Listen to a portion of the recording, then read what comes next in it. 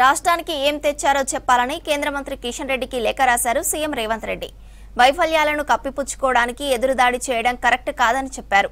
మరోవైపు 3 ఎకరాల వరకు రైతు భరోసా నిధులు రిలీజ్ చేయాలని అధికారులను ఆదేశించారు డిప్యూటీ సీఎం బట్టి విక్రమార్క.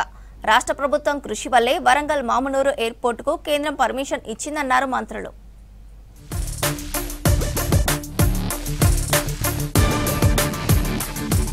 మార్చి 6న రాష్ట్ర కేబినెట్ సమావేశం జరగనుంది. సీఎం రేవంత్ రెడ్డి అధ్యక్షతన జరిగే సమావేశంలో కులగణన సర్వే, బీసీ రిజర్వేషన్లు, ఎస్సీ వర్గీకరణకు చట్టబద్ధత వంటి అంశాలపై మంత్రులు చర్చించనున్నారు.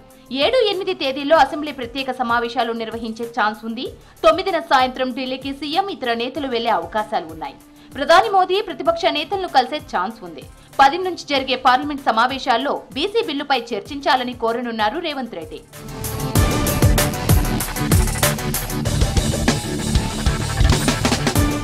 కేంద్ర మంత్రి కిషన్ రెడ్డిపై మరోసారి ఫైర్ అయ్యారు ముఖ్యమంత్రి రేవంత్ రెడ్డి.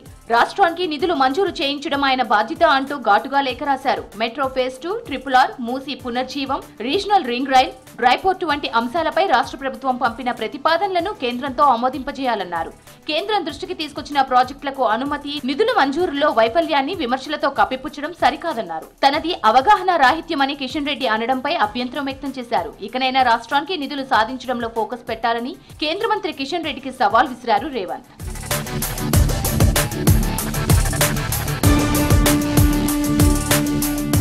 దేశ రక్షణలో తెలంగాణ కీలక పాత్ర పోషిస్తోందన్నారు ముఖ్యమంత్రి రేవంత్ రెడ్డి. రక్షణ శాఖ విభాగాలు, పరిశ్రమలు హైదరాబాద్లోనే ఉన్నాయని తెలిపారు. మన రాష్ట్రం నుంచి ఏటా లక్షలాది మంది ఇంజనీర్లు వస్తున్నారని తెలిపారు.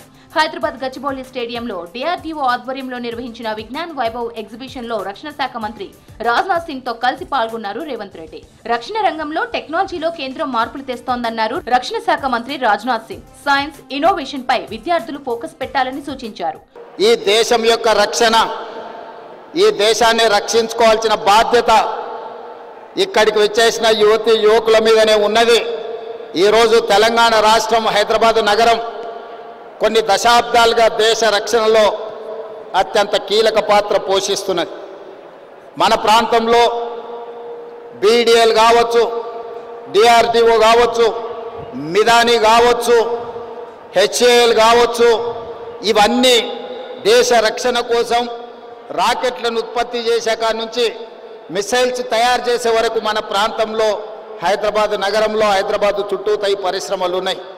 ఈరోజు దేశాన్ని రక్షించడంలో మన హైదరాబాద్, తెలంగాణ రాష్ట్రం అత్యంత క్రియాశీలక పాత్ర పోషిస్తున్నది. This year's theme of National Science Day reflects the same approach.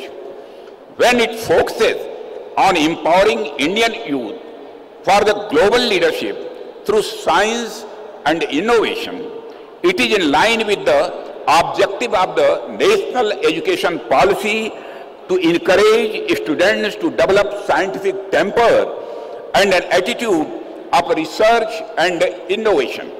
3 ఎకరాల వరకు రైతు భరోసా నిధులు వెంటనే విడుదల చేయాలని అధికారులను ఆదేశించారు డిప్యూటీ సీఎం బట్టి విక్రమార్క. రైతు భరోసా పథకం కింద లబ్ధి పొందిన రైతుల వివరాలను గ్రామాల కూడళ్లలో ఫ్లెక్సీల రూపంలో ప్రదర్శించాలన్నారు. హైదరాబాద్ ప్రజాభవన్లో స్పెషల్ చీఫ్ సెక్రటరీ రామకృష్ణరావు, వ్యవసాయ శాఖ principal secretary Raghunandan Rao, director గోపీలతో సమీక్షా సమావేశం నిర్వహించారు బట్టి.